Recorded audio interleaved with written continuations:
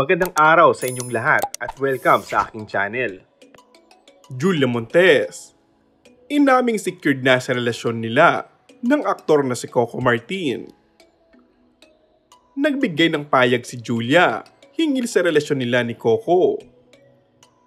May binanggit itong natuto na siya sa kanyang mga pagkakamali noon na oversharing sa personal life niya sa publiko. Now, you know that it's known the fact that I am in a relationship with him. But they really don't know anything about our relationship. Kaya nahihirapan silang magbigay ng opinyon tungkol dito. Kaya para sa akin, ito ay isang bagay na pinananatiling pribado ko hanggang ngayon.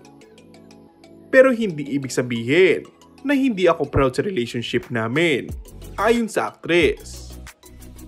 It's rare, di ba that I share? Nakikita kami sa publiko na magkasama. But they're like really nice.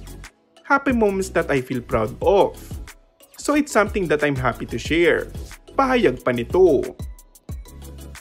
May sinabi rin si Julia sa paulit-ulit na balita patungkol sa breakup rin nila ng aktor. Dahil lang sa hindi siya nagpo-post at nag-update ng tungkol sa kanila ni Coco. Ayos lang, hindi ako nape-pressure tungkol dito. Hindi naman kami nabubuhay para sa ibang tao. At pakiramdam ko ay walang dapat patunayan sa mga tao. Dagdag pa ni Julia, I'm so secured in my relationship. I really don't have anything to prove. Pakiramdam ko ay maraming negatibo sa mundo. At kung sa tingin mo ay hindi ka masaya, pipiliin mo lang lagi na makakuha ng inspirasyon at lakas ng loob.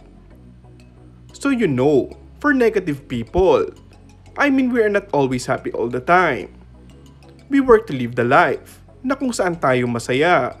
So I hope they can do the same. And that's all for our today's video. Kung bago ka lang sa aking channel ay mag-subscribe at pindutin na rin ang notification bell. Maraming salamat!